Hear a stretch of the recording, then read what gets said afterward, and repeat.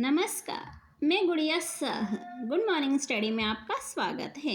Supreme court ने केंद्र सरकार से पूछा, क्या अधिकारों को खतरे में डाले बिना जाति संबंधी शब्दावली बदली जा सकती है?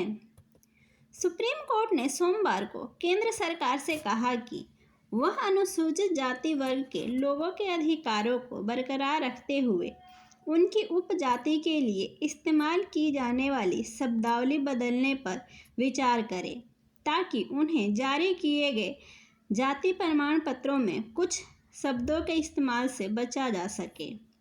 जस्टिस सूर्यकांत और जस्टिस एन कोटेश्वर सिंह की पीठ ने माना कि इस मुद्दे पर फैसला लेना संसद का काम है, लेकिन कहा कि शब्दावली बदलने से लोगों को उनकी जाति के नाम से पहचाने जाने की प्रकृति को रोकने में काफ़ी मदद मिलेगी।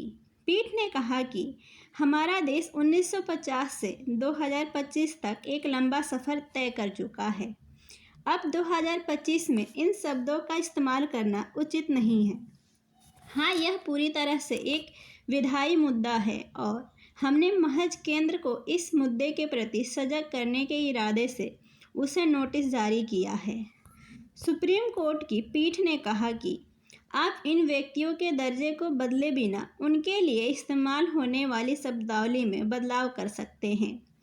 हिंदी की शब्दावली बेहद समृद्ध है। आप इन शब्दों की जगह कोई भी शब्द इस्तेमाल कर सकते हैं। केंद्र की ओर से पेश वरिष्ठ अतिरिक्त सॉलिसिटर जनरल के.एम. नटराज ने कहा कि यह एक नीतिगत निर्णय है और इन शब्दों को हटाने से अनुसूचित जाति एवं अनुसूचित जनजाति श्रेणी में होने के कारण इन लोगों को मिलने वाले अधिकार और लाभ प्रभावित हो सकते हैं।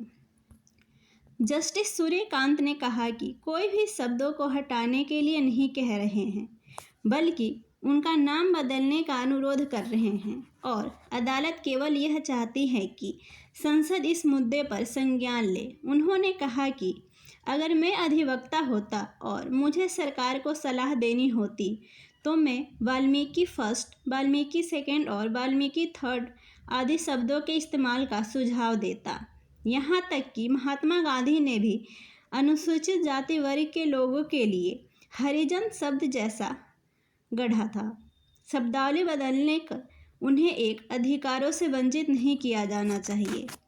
गैर सरकारी संगठन अखिल भारतीय गहरा समाज परिषद की ओर से पेश अधिवक्ता हरीश पांडे ने कहा कि अधिकारी किसी भी उपजाति का जिक्र किए बिना SC/ST श्रेणियों के सामान्य प्रमाण पत्र जारी कर सकते हैं।